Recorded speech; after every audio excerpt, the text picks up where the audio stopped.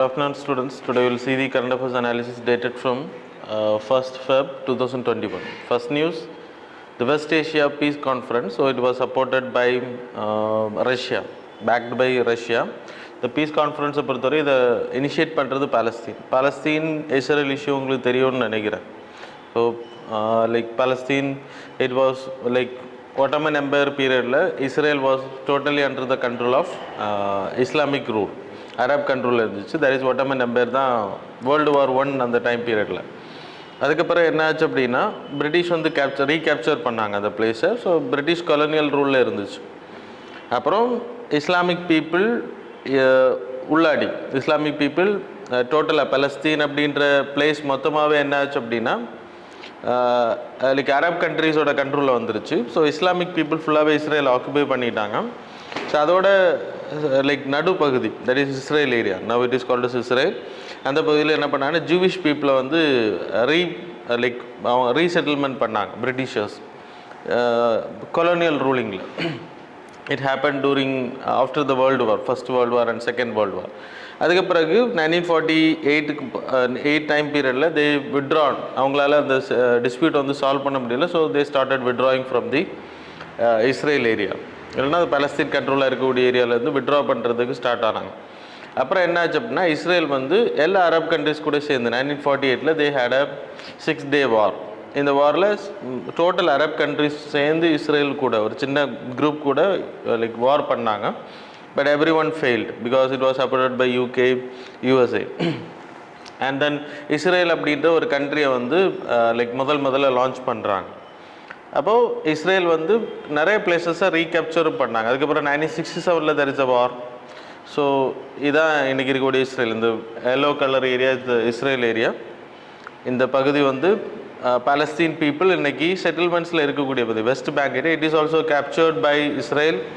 அப்புறம் Golan heights, Gaza இதெல்லாமே 1967 Israel வந்து ரீகேப்சர் பண்ணாங்க. சரியா? ஸோ எப்படி அரப் கண்ட்ரிஸ் வந்து அவங்கள்ட்ட கேப்சர் பண்ணியதோ அதை ரீகேப்சர் பண்ணாங்க 1967. ஃபைனலி யுனைடெட் நேஷன் தலையிட்டதுனால சில பகுதிகளில் இன்றைக்கும் பாலஸ்தீன் பீப்புள் செட்டில்மெண்ட்ஸ் இருக்காங்க. ஸோ இப்போது திருப்பியும் ட்ரம்ப் அட்மினிஸ்ட்ரேஷனோட ஹெல்ப்போட மொத்தமாக இஸ்ரேல் அந்த வெஸ்ட் பேங்க் ஏரியா, அந்த காசா ஏரியா மொத்தமாகவே பாலஸ்தீன்ஸை ஃபுல்லாக எக்ஸ்பெல் பண்ணிவிட்டு இஸ்ரேலோட டெரிட்டரி அதை கொண்டு வரணும் அப்படின்னு போகும்போது தான் they made some negotiations and Abraham accord அப்படின்னு சொல்லிட்டு அரப் கண்ட்ரிஸ் கூட சைன் பண்ண ஆரம்பித்தாங்க. பஹ்ரைன் அப்புறம் ஈஜிப்ட் போன்ற கண்ட்ரிஸ் எல்லாமே அதில் சைன் பண்ணாங்க. UAE அது என்ன அப்படின்னா 1948க்கு பிறகு இஸ்ரேல் கூட எந்த கண்ட்ரிஸுமே டிப்ளமேட்டிக் ரிலேஷன்ஷிப்போ ட்ரேட் ரிலேஷன்ஷிப்போ வைக்கிறது கிடையாது. Because they are united against this against this Israel for helping Palestine. இப்போது அந்த டைஸை வந்து மாற்றிக்கலாம், அந்த போக்கை நம்ம மாற்றிக்கலாம் அப்படின்னு சொல்லிட்டு ஃப்ரெண்ட்ஷிப் நெகோசியேஷன்ஸ் அந்த ஆப்ரஹாம் அக்கார்ட் சைன் பண்ணாங்க.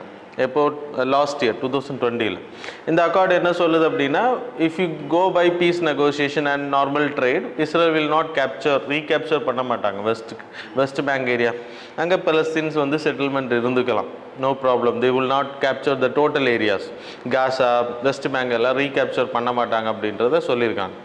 ஸோ இப்போ நார்மல் சுச்சுவேஷன் போயிட்டுருக்கு. ஆனால் பலஸ்தீன் கண்ட்ரியை பொறுத்த வரைக்கும் அவங்க என்ன 2 நேஷன் தியரி, இஸ்ரேல் தனி நாடாக இருந்துக்கிட்டும் எங்களுக்கும் தனி நேஷன் அத்தாரிட்டி கொடுங்க அப்படின்றது கேட்டுட்ருக்காங்க.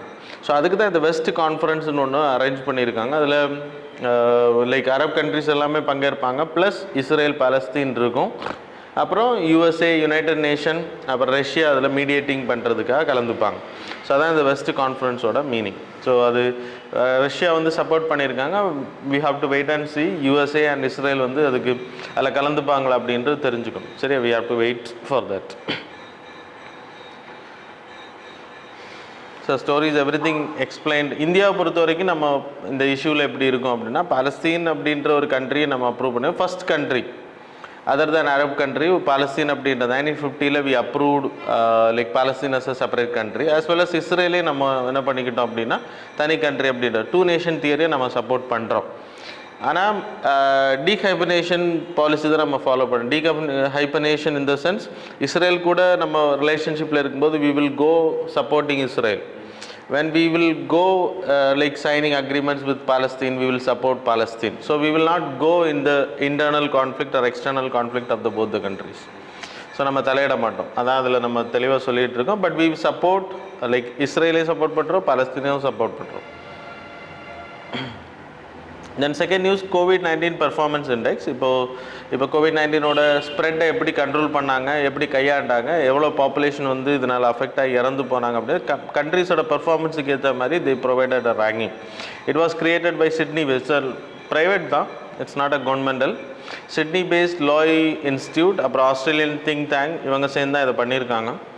இதில் ஒரு 6 இண்டிகேட்டர்ஸ் அப்படின்னா கன்ஃபார்ம் டெத், லைக் கேசஸ் எவ்வளவு, டெத் எவ்வளவு, கேசஸ் பர் மில்லியன், அப்புறம் அதை ஸ்ப்ரெட்டிங்கை வந்து கண்டெயின் பண்ணுறது, கண்டெயின்னா ஸ்டாப் பண்ணது. ஸோ அதில் பெர்ஃபார்மன்ஸ் எப்படி பண்ணியிருக்காங்க. ஸோ இது அடிப்படையில் தான் இந்த ரிப்போர்ட் எடுக்கப்பட்டிருக்கு. 98 கண்ட்ரீஸில் இதை எடுத்திருக்காங்க, 36 weeks, last 36 weeks.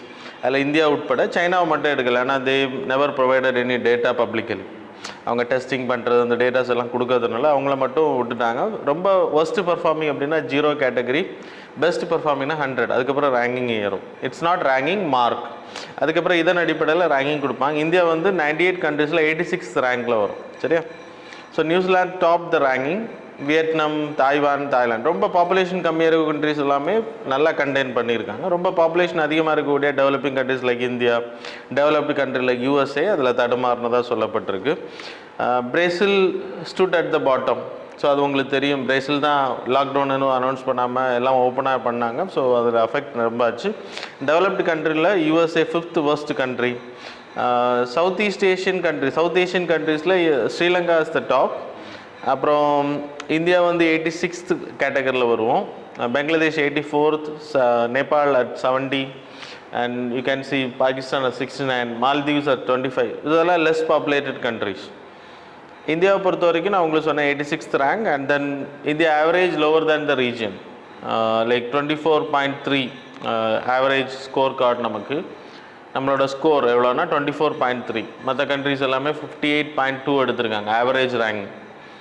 So smaller countries trend analysis எடுத்துன்னா அவங்க சொன்ன லீடர்ஷிப் குவாலிட்டி, லீடர்ஷிப்பை எந்த அளவுக்கு பீப்புள் ட்ரஸ்ட் பண்ணாங்களோ அந்த அளவுக்கு லாக்டவுன் எல்லாம் ப்ராப்பராக இது பண்ணியிருக்காங்க.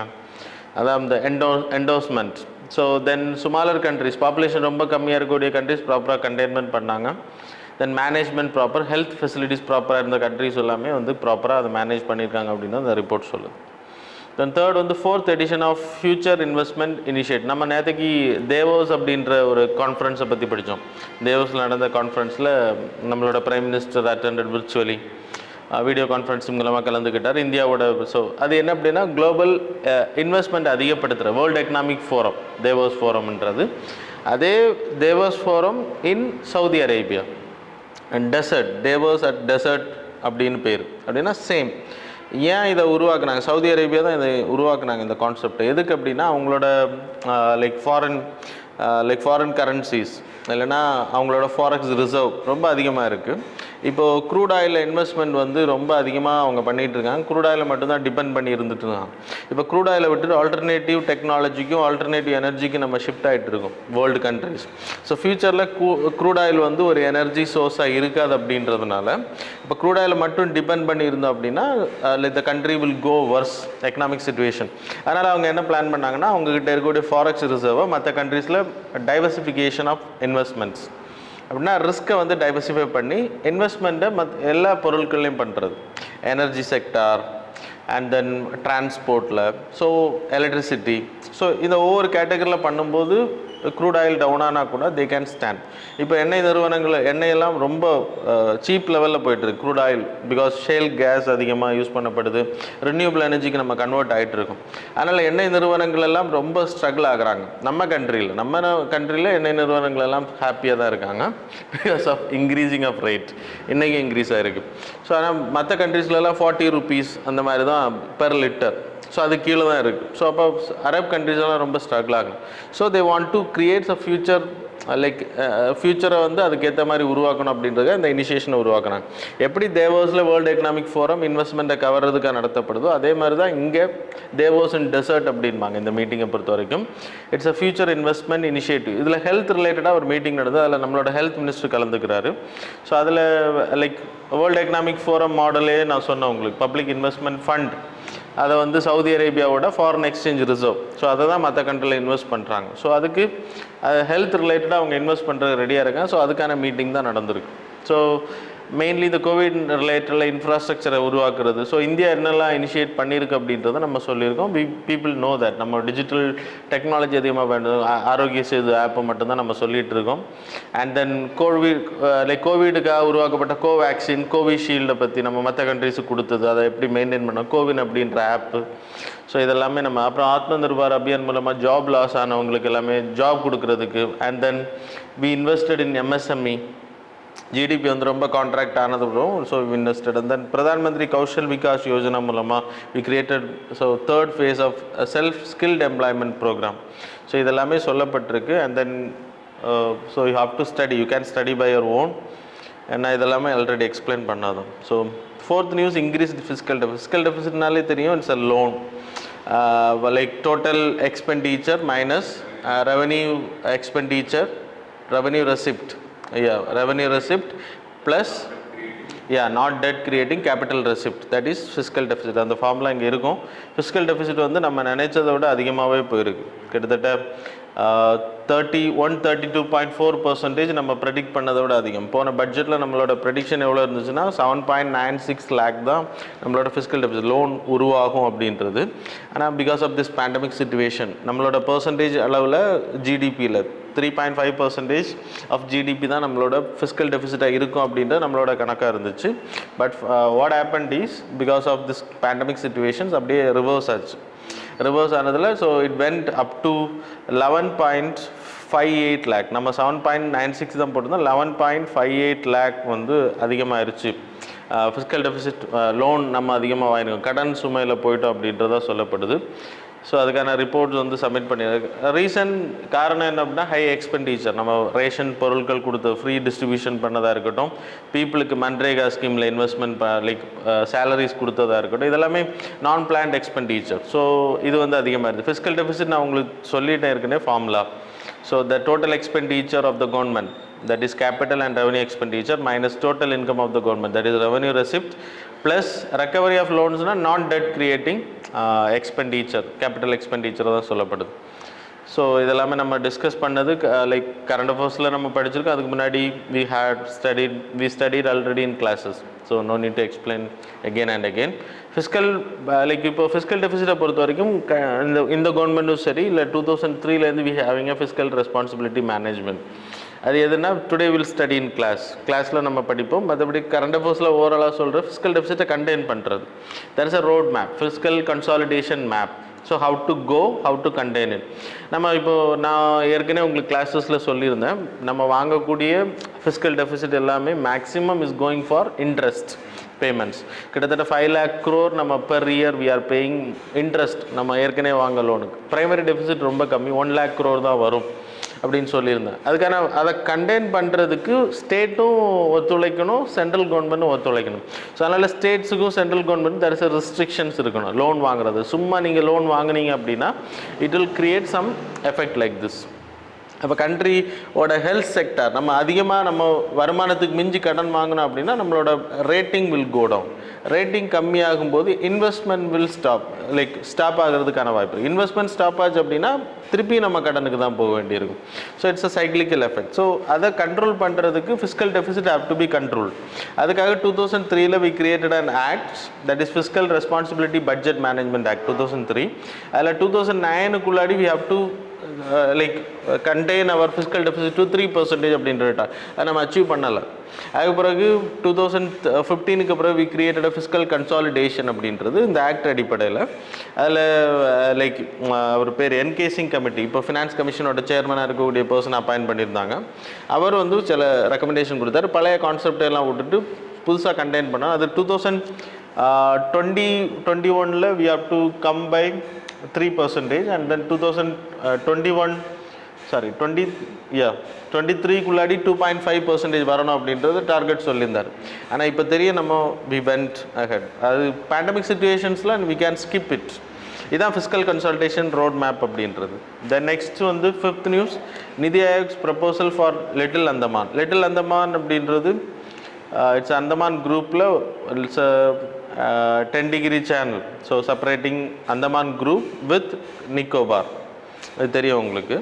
அது மாதிரி கிரேட் நிக்கோபார் ஐலண்டுக்கும் அதுக்கு அடுத்து இருக்கக்கூடிய லிட்டில் சவுத்தில் இருக்கக்கூடிய லிட்டில் அந்தமான் அதில் டன்கன் பாஸ் இருக்குது. டன்கன் பாசேஜ் அப்படின்னு சொல்லுவாங்க. இந்த லிட்டில் அந்தமான் இட்ஸ் லைக் உங்களுக்கு பார்க்குறதுக்கு இட்ஸ் ஸ்மால் ஐலண்டாக தெரியுது. It's a big one. Plus like அது பக்கத்துலேயும் வேறு ஐலண்ட்ஸ் இருக்குது. ஸோ அதில் என்ன பண்ண போகிறாங்கன்னா இன்வெஸ்ட்மெண்ட் அதிகப்படுத்த போகிறாங்க. போர்ட் க்ரியேட் பண்ணுறது சிங்கப்பூருக்கு ஈக்குவலாக சிங்கப்பூரை காம்படேட் பண்ணுற மாதிரி போர்ட்ஸ் உருவாக்க போகிறாங்க. I don't know how they are going to do. அதாவது zone 1, zone 2 அதில் எல்லா கேட்டகரியில் ஏரோ சிட்டியை உருவாக்குறது, இன்ஃப்ராஸ்ட்ரக்சர். ஏன்னா it's a southern tip for us. It's not utmost tip கிடையாது, இருந்தாலுமே நமக்கு ரொம்ப இம்பார்ட்டன்ட் டெஸ்டினேஷன். டூரிஸ்ட் அதிகப்படுத்தலாம், அப்புறம் ட்ரேட் அதிகப்படுத்த முடியும் அப்படின்றது. So that's the reason there is an. So இது அங்கே இருக்கக்கூடிய ஓங் இன மக்கள், tribal people, they are particularly vulnerable tribal group. அவங்களோட லைக் கன்சர்வேஷனை பாதிக்கும், ப்ளஸ் அங்கே இருக்கக்கூடிய உயிரினங்களை பாதிக்கும். ஃபாரஸ்ட் வந்து டீஃபாரஸ்ட்ரேஷன் அதிகமாக நடக்கும் அப்படின்றது தான் இங்கே லைக் கன்சர்ன் தெரிவிச்சிருக்காங்க. தட்ஸ் அ பிளான் நம்பர் 1 என்னன்னா zone 1 3 zones-ஆக பிரிச்சிருக்காங்க. 102 ஸ்கொயர் கிலோமீட்டர்ஸை வந்து ஏரோ சிட்டி உருவாக்குறது, டூரிசம், ஹாஸ்பிட்டல், லைக் டிஸ்ட்ரிக்ஸ் அதிகமாக அந்த ஏரியாக்களில் உருவாக்குறது. So infrastructure related. Then second ஜோனை எடுத்துக்கிட்டிங்கன்னா 85 ஸ்கொயர் கிலோமீட்டர் எல்லாமே அந்த இதில் தான், லிட்டில் அந்தமான் குரூப்பில் தான். Forestal area, eco like special economic ஜோனை உருவாக்குறது, எக்ஸ்போர்ட் கேட்டகரி அதிகப்படுத்துறதுக்காக. தென் zone 352 ஸ்கொயர் கிலோமீட்டர் இது நேச்சுரல் ஜோனாக இது பண்ணுறாங்க, ரிசார்ட்ஸ் வைக்கிறது, தெரபட்டிக், ஆயுர்வேதிக், இந்த மாதிரி யோகா எக்ஸட்ரா. ஸோ இதன் மூலமாக இது எதுக்கு பண்ணுறாங்க அப்படின்றது லைக் டிரான்ஸ்போர்ட்டேஷன் அதிகப்படுத்துறதுக்கு, நிறைய நம்ம ட்ரேட் லெவலில் அதிகப்படுத்துகிற, plus security relation to Indian ocean ரீஜனில் நம்மளோட லைக் சஸ்டனன்ஸை அதிகமாக்குறதுக்கு ஹெல்ப் பண்ணோம். And then counter checking this Malacca strait, அது சைனாவுக்கு ரொம்ப இம்பார்ட்டண்டான ஸ்ட்ரைட். ஸோ அதை கவுண்டர் பண்ணுறதுக்கு ஹெல்ப் பண்ணோம். So if any thing happen, so அதுக்காக இந்த இன்ஃப்ராஸ்ட்ரக்சர் நம்ம அதிகப்படுத்துகிறோம். So these are the things. So இதில் ப்ராப்ளம் நான் உங்களுக்கு சொன்னேன், அந்த ஓங் ட்ரைபல் ரிசர்வ் அவங்க வந்து பாதிக்கப்படுறதுக்கான வாய்ப்பு இருக்குது. ஃபாரஸ்ட் அதிகமாக கட் ஆகிறதுக்கான வாய்ப்பு இருக்குது. ஸோ அந்த ட்ரைபல் ஏரியாஸ் எல்லாமே நோட்டிஃபைடு ஏரியா, அந்த அவங்க இருக்கக்கூடிய ஏரியாக்களில் டூரிஸ்ட் பீப்புள் போக முடியாது. இப்போ இந்த ஆக்ட் மூலமாக கொண்டு வராங்க, நிதி ஆயோகோட இந்த பிளான் மூலமாக கொண்டு வந்துட்டாங்கன்னா it will be considers the notified area. அப்போ அந்த ஏரியாக்களில் யார் வேணால் லைக் போகலாம் அப்படின்றது. So it will affect those people. அதான் அந்த ஆர்டிக்கிளில் சொல்கிறோம். தென் பாரத் பர்வ் அப்படின்றது every year we are celebrating 26லேருந்து 31 வரைக்கும். டூரிசம், மினிஸ்ட்ரி ஆஃப் டூரிசம், அப்புறம் லைக் தேக்கோ அப்னா தேஷ் அப்படின்னா நம்ம ஊர்களை சுற்றி பார்க்குறது, டூரிசத்தை டெவலப் பண்ணுறதுக்காக இது இப்போ வீடியோ கான்ஃபரன்ஸ் தான் நடத்திட்டு இருக்காங்க. அப்புறம் ஸ்டேட் ஆஃப் யூனிட்டி, அது வல்லபாய் பட்டேலோட ஸ்டாட்யூ இருக்கக்கூடிய ஏரியா. அப்புறம் இன்க்ரெடிபிள் இந்தியா அப்படின்னா நம்ம இந்தியாவில் இருக்கக்கூடிய யுனெஸ்கோ ஹெரிட்டேஜ் சைட்ஸை வந்து டெவலப் பண்ணுறதுக்கும் அதை ப்ரமோட் பண்ணுறதுக்கும். ஸோ ப்ரமோட் பண்ணுறது மூலமாக the people will get to know and then they will visit. அதன் மூலமாக டூரிசம் ரிலேட்டட் எக்கனாமிக் ஆக்டிவிட்டீஸ் அதிகமாகும். ஸோ இந்தியாவுக்குள்ளே டூரிசம் ஆக்டிவிட்டீஸ் அதிகப்படுத்துறது we are like every year we are celebrating this day, these days. சரியா, பாரத் பர்வ் அப்படின்னு பேர். அதில் நான் உங்களுக்கு சொன்னேன் தேக்கோ அப்னா தேஷ் அப்படின்னா நம்ம ஊர்களை சுற்றி பார்க்குறதுக்கான அந்த ஸ்லோகன் தான் அது. So that's all. Then Periyar tiger reserve. So இதில் டைகர் கப்ஸை வந்து ட்ரைனிங் பண்ணுறாங்க. நேச்சுரலி அது வந்து இப்போ தாய் இல்லாமல் இருந்துச்சு அப்படின்னா ஸோ இட்ஸ் நார்மல், இது நியூஸ் கிடையாது. நமக்கு பெரியார் டைகர் ரிசர்வ் எங்கே இருக்குதுன்னு தெரியும். பெரியார் டைகர் ரிசர்வ் கேரளாவில் வெஸ்டர்ன் கேட்ஸோட பக்கத்தில் வரும். அண்ட் தென் அந்த பெரியார் டைகர் ரிசர்வில் தான் உங்களுக்கு பெரியார் ரிவரும் ஒரிஜினேட் ஆகுது. தென் இடுக்கி ஏரியாவில் வரும் உங்களுக்கு இந்த area. So Periyar tiger reserve இதான் அவங்களோட வெஸ்டர்ன் கேட்ஸ் ஏரியா. சரியா, இதில் மற்ற ரிசர்வும் அங்கே இருக்கக்கூடிய நேஷ்னல் பார்க்ஸ் அண்ட் ரிசர்வ் நம்ம மென்ஷன் பண்ணியிருக்கோம். So people can study. நிறைய tropical evergreen forest, semi evergreen, marsh deciduous forest and grasslands are there. அப்புறம் நிறைய எண்டமிக்ஸ் பிளான்ஸ் வெரைட்டிஸ் இருக்குது, ஸ்பீஷீஸ் இருக்குது. இதெல்லாமே லேண்ட் டெயில்டு மக்காவு வந்து எண்டமிக், அங்கே மட்டும்தான் இருக்கும். அது மாதிரி நீல்கிரி தார் பெரியார் டைகர் ரிசர்வில் இல்லை, வெஸ்டர்ன் கேட்ஸில் நம்ம கேரளா ஏரியா நீலகிரி ஹில்ஸில் தான் இருக்கும். நீலகிரி தவிர வேறு எங்கேயும் இருக்காது. So it's endemic towards those area. Lane tail மக்காவும் நம்ம கேரளா தமிழ்நாடு எல்லாத்துக்குமே எண்டமிக்ஸ். இந்த வெஸ்டர்ன் கட்ஸுக்கு எண்டமிக். அப்புறம் tiger elephant common for everywhere, preservation பண்ணிகிட்ருக்காங்க. இட்ஸ் 1978 இட்ஸ் டைகர் ரிசர்வ் 2, அது தெரிஞ்சுக்கோங்க. Then highlights of this economic survey. Economic சர்வேக்கு நமக்கு செப்பரேட் கிளாஸ் இருக்கும், சரியா? So it will take 3 to 4 hours class, இல்லைனா 2 classes கூட இருக்கலாம் according to the depth of the class. அதுக்கப்புறம் பட்ஜெட் நேற்றுக்கு அனௌன்ஸ் பண்ணாங்க. So we will have budget class 2 செப்பரேட்டாக தான் நடத்தும். இதில் ஹைலைட்ஸ் மட்டும்தான் போட்டிருக்கேன், சரியா? ஸோ இந்த பட்ஜெட்டை பொறுத்த வரைக்கும் இந்த எக்கனாமிக் சர்வேயை பொறுத்த வரைக்கும் மேக்ஸிமம் பட்ஜெட் டைம் பீரியடில் தான் இதை ரிப்போர்ட் சப்மிட் பண்ணுவாங்க. பாஸ்ட் இயரில் எக்கனாமி எப்படி இருந்துச்சு அப்படின்றது தான் 2 சர்வே, வால்யூம் 1 வால்யூம் 2 போடுவாங்க. ஸோ அதோட ஹைலைட்ஸ் தான் இது. Saving lives and livelihoods. Mainly இப்போ ஒரு 15 கொஸ்டின்ஸ் ப்ரிலிம்ஸில் கேட்குறாங்க அப்படின்னா மோஸ்ட்லி 5 to 6 கொஸ்டின்ஸ் டேரெக்டாகவே எக்கனாமிக் சர்வேல தான் எடுப்பாங்க, எக்கனாமிக் ரிலேட்டட். ஸோ எக்கனாமிக் நீங்கள் சப்ஜெக்ட் படிச்சுட்டு இதில் நீங்கள் படித்தா தான் புரியும். சப்ஜெக்ட் படிக்காமல் இது படித்தாலும் புரியாது. So you have to study. Economic survey பொறுத்தவரை ஆனுவல் டாக்குமெண்ட் ரிலீஸ்டு பை. பட்ஜெட்டை பொறுத்த வரைக்கும் அடுத்த வருஷத்துக்கு இது வந்து முன்னாடி நடந்தது எப்படி இருந்துச்சு அப்படின்ற ஒரு ரோட் மேப் தான். லைக் நம்மளோட இந்த எக்கனாமிக் சர்வே ரிலீஸ் பண்ணக்கூடிய ஃபினான்ஸ் மினிஸ்ட்ரி கீழே தான் டிபார்ட்மெண்ட் ஆஃப் எக்கனாமிக் அஃபேர்ஸ் இருக்குது. அதில் chief economic adviser Krishnamurthy, so அவர் தான் அதை அதை ப்ரிப்பேர் பண்ணி அதை ரிலீஸ் பண்ணக்கூடிய பர்சன். 1950லேருந்து வி ஸ்டார்டட் திஸ் ப்ராசஸ். 51 அதுக்கு பிறகு 1964 வரைக்கும் வி ப்ரெசென்டட் வித் பட்ஜெட்.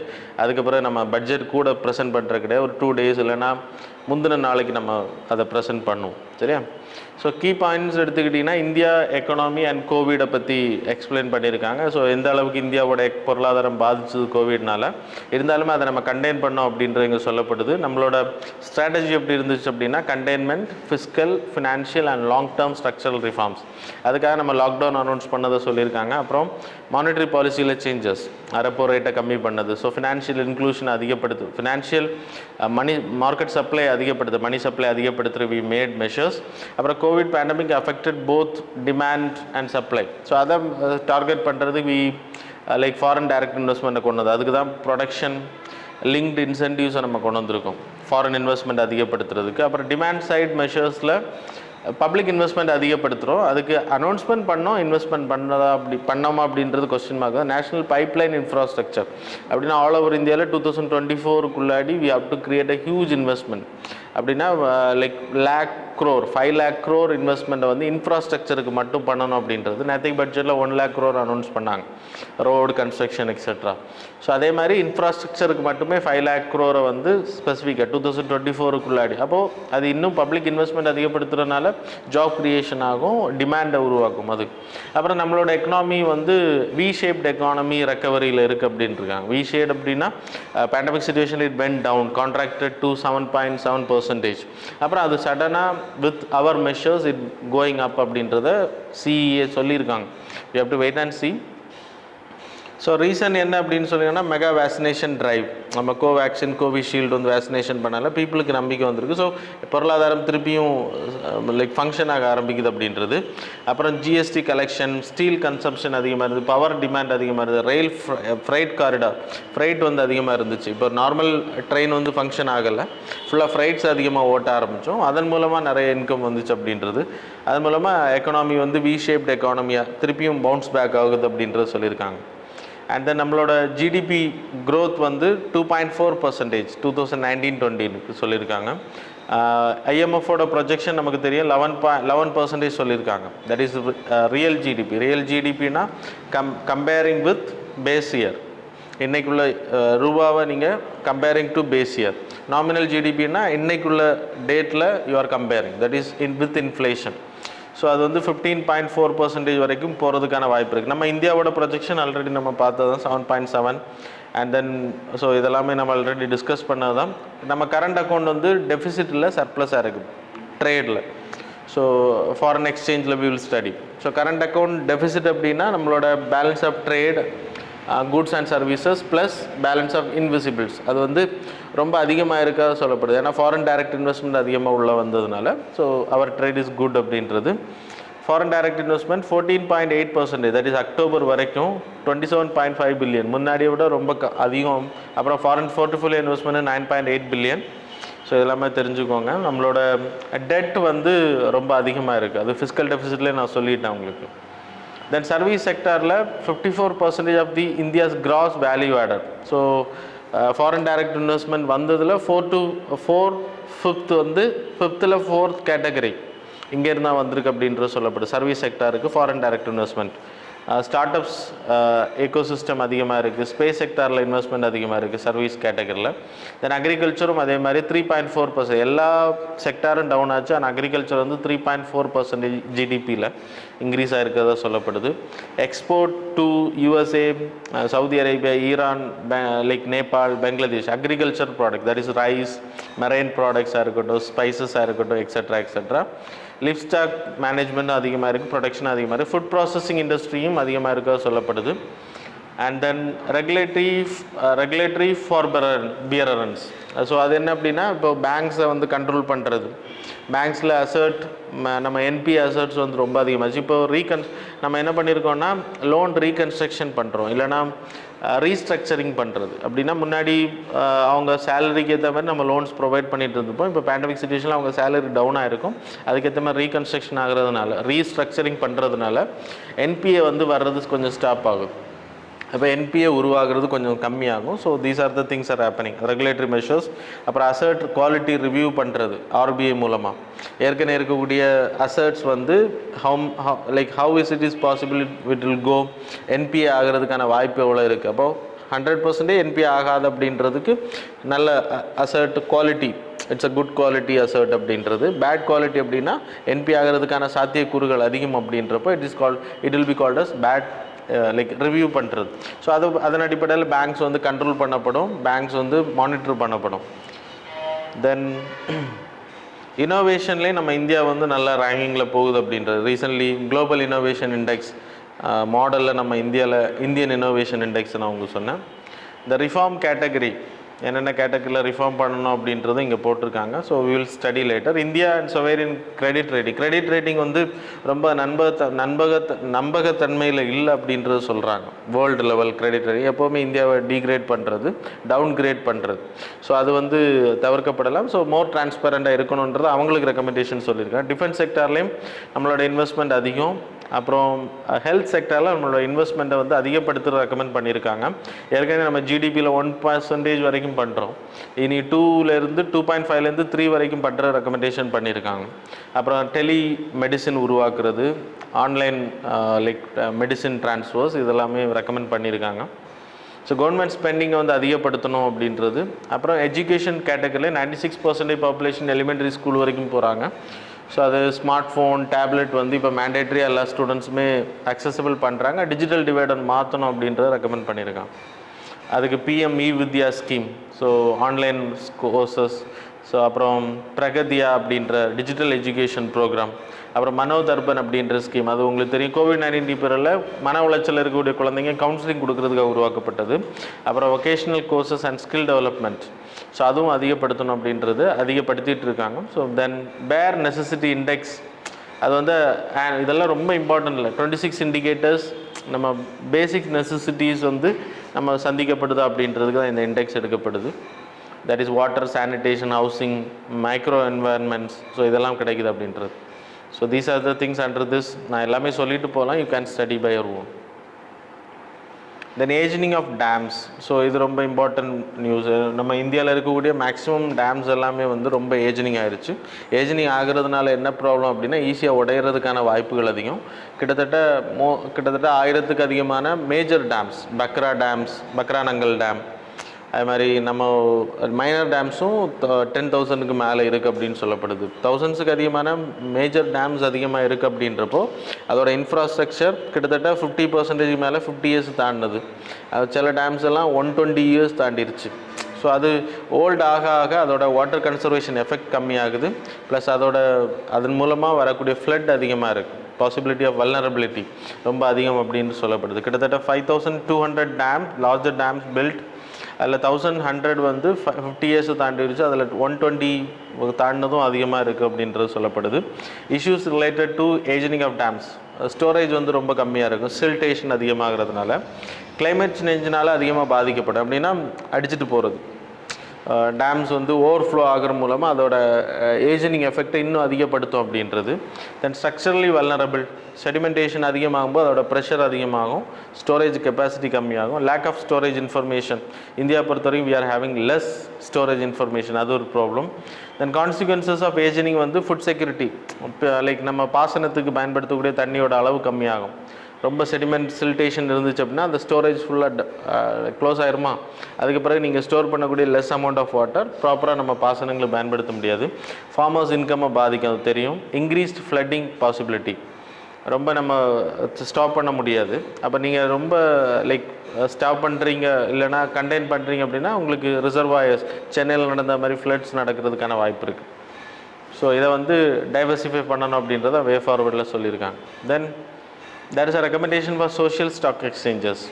அது லாஸ்ட் இயர் பட்ஜெட்லேயும் சொன்னாங்க, அப்போது நான் எக்ஸ்பிளைன் பண்ணியிருந்தேன் கரண்ட் அஃபேர்ஸில். இப்போ இந்த வருஷம் எக்கனாமிக் சர்வேலையும் சொல்லியிருக்காங்க.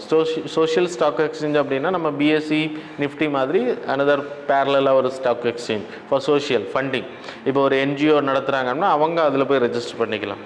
அவங்க வந்து அவங்க ஷேர் விற்கிறது இல்லை, அவங்க அந்த எக்ஸ்சேஞ்சஸில் இருக்கக்கூடிய லைக் என்ஜிஓஸ் இல்லைன்னா ரெஜிஸ்டர்ட் அப்படின்றது தெரியும், நம்ம ஏமாற்ற மாட்டாங்க.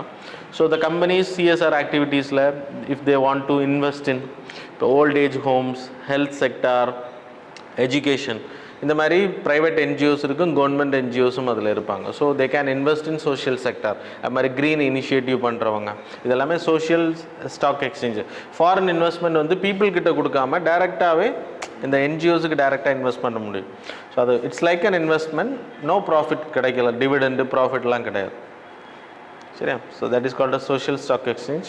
தென் குளோபல் கரப்ஷன் பெர்செப்ஷன் இண்டெக்ஸ், இது வேர்ல்டு குளோபல் லெவலில் ரிலீஸ் பண்ணுறாங்க. இதில் 13th சர்வே லைக் 2020 இப்போ ரிலீஸ் பண்ணியிருக்காங்க, 19 20 ரிலீஸ் பண்ணியிருக்காங்க.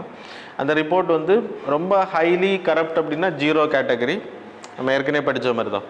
அது மாதிரி ரொம்ப ஹை க்ளீனாக இருக்கக்கூடிய கண்ட்ரினா 100 கேட்டகரியில் கொடுக்குறேன். India is like medium performance, 86th ரேங்கில் வரும் 180 நேஷன்ஸில். நம்மளோட ஸ்கோர் வந்து 40. அப்போ ஓவரால் குட் அப்படின்னு சொல்லப்படுது. ஆனால் இது என்ன சொல்கிறாங்கன்னா, இவங்க எடுக்கக்கூடியது வந்து கரெக்டாக கரப்ஷனை வந்து மெஷர் பண்ணலை அப்படின்றது தான். லைக் வி நோ ஹவ் இந்தியாவோட கரப்ஷன் இருக்குது அப்படின்னு. 40 ரேங்க் இஸ் வெரி, அது லைக் தப்பாக தான் கொடுக்கப்பட்டிருக்கு அப்படின்றது நம்ம பார்க்க முடியுது. ஸோ ஓவரால் இந்தியாவோட பர்ஃபார்மன்ஸ் சவுத் ஈஸ்ட் ஏஷியாவில், ஏஷியா பசிபிக் கண்ட்ரீஸில் குட் அப்படின்றது சொல்லப்படுது. Pakistan score 31 points, they are worst corrupted. தென் இந்த இண்டெக்ஸை பொறுத்த வரைக்கும் ஆக்சுவல் இல்லை அப்படின்றது தான் வல்லுநர்கள் அதில் சொல்லியிருக்காங்க. So recommendation made, oversight institution, transparency அதிகப்படுத்துறது, டெமோக்ரஸி, பீப்புளோட சிட்டிசன் சென்ட்ரிக் அப்ரோச் பண்ணுறது, டிஜிட்டலைசேஷன் கொண்டு வர்றது, அதன் மூலமாக டிரான்ஸ்பரன்சி அதிகமாகும், அக்கௌண்டபிலிட்டி அதிகமாகும். So that's all. Then 125th years of Prabuddha Bharatiya journal. It's a journal Vivekanandar create பண்ண 1896. இது எதுக்கு அப்படின்னா ஏன்ஷியன்ட் ரிலீஜியனை பற்றி, ஸ்பிரிச்சுவலிசமை பற்றி எழுதக்கூடியது. அது முன்னாடி ப்ராக்டிஸ் பண்ணியிருக்காங்க, சென்னையில் தான் இதை லான்ச் பண்ணியிருக்காங்க. அதுக்கு பிறகு இட் வென்ட் டு அல்மோரா அப்படின்ற பிளேஸ் உத்தரகாண்டில். அதுக்கு பிறகு அத்வைத்தியா ஆஷ்ரமாலேருந்து இது ரிலீஸ் பண்ணாங்க. இப்போது I hope it's not there, but கண்டினியூவாக தான் நடந்துகிட்ருக்கு. ரெகுலராக வர்றதா அப்படின்றது டவுட்டு தான். பிரபுதா பாரதி அதில் நிறைய பேர் எழுதியிருக்காங்க. தட் இஸ் நேதாஜி எழுதியிருக்கார், பாலகங்கர். ஃபுல்லி ஸ்பிரிச்சுவல், ஏன்ஷியன் ஸ்பிரிச்சுவலை பற்றி தான் இதில் எழுதணும் கான்ட்ரிபியூஷன். தென் 14th வந்து national Vidhan application. Vidhan application இப்போ என்ன அப்படின்னா, இப்போ நேற்றுக்கு online like digital budget release பண்ணாங்க. அதே மாதிரி டிஜிட்டலைசேஷன் பண்ணுறது தான் லெஜிஸ்லேஷன் ப்ராசஸ் ஃபுல்லாகவே. இதை மினிஸ்ட்ரி ஆஃப் பார்லிமெண்ட்ரி அஃபேர்ஸ் வந்து ஆல் ஓவர் இந்தியாவில் இருக்கக்கூடிய ஸ்டேட்ஸில் இம்ப்ளிமெண்ட் பண்ணுறது ட்ரை பண்ணுறாங்க. அருணாச்சல் பிரதேஷில் அந்த சீஃப் ஸ்பீக்கர் வந்து அதை விசிட் பண்ணி லைக் லான்ச் பண்ணுறதுக்கு அவங்க ஸ்டேட் அசம்பிளியில் பண்ணியிருக்காங்க. So paperless budget, paperless bills, so அதே மாடலில் கொண்டு வர்றது தான். So it is funded 60% funded by the central and 40% centrally sponsored scheme. அப்படின்னா 40% வந்து ஸ்டேட் பண்ணுவாங்க. சரியா? அதில் ஹில்லி ஸ்டேட்ஸு, ஹிமாலயன் மலைகளில் இருக்கக்கூடிய ஸ்டேட்ஸ், நார்த் ஈஸ்டர்ன் ஸ்டேட்ஸுக்கெலாம் 90% funded by the centre and 10% funded by the state. அப்புறம் union territory like other than legislative assembly இல்லாத யூனியன் டெரிட்டரிஸ் எல்லாம் 100% funded by the central government itself. So that's all. இங்கே union territory 100% அப்படின்றப்போ இது legislative assembly உள்ளது தான் வரும். சரி, அது according to the centrally sponsored ஸ்கீம்லேயே நிறைய சேஞ்சஸ் வரும் அதில் யூனியன் டெரிட்டரிஸ். ஸோ அதை தெரிஞ்சுக்கோங்க. ஸோ இதோட இனிஷியேட்டிவ் உங்களுக்கு தெரியும், பேப்பர்லெஸ் லைக் டாக்குமெண்ட்ஸ் எல்லாம் இருக்காது, எல்லாமே டிஜிட்டல் ரெக்கார்டாக இருக்கும். ஸோ அதுக்கான ஒரு ஆனால் ப்ராப்ளம் என்ன அப்படின்னா செக்யூரிட்டி ப்ராப்ளம். ஸோ எல்லாருமே ஹேக்கிங் பண்ண முடியும். அப்புறம் லோக்சபா டிவி, ராஜ்யசபா டிவிலையும் இதை டிஸ்பிளே பண்ணுறதுக்கான வாய்ப்புகள் அதிகமாக இருக்குது. எல்லாமே ரெக்கார்ட் ஆகும். So every thing will be made digital. So that's all. So that's all about first current affairs. Thanks a lot for joining with us.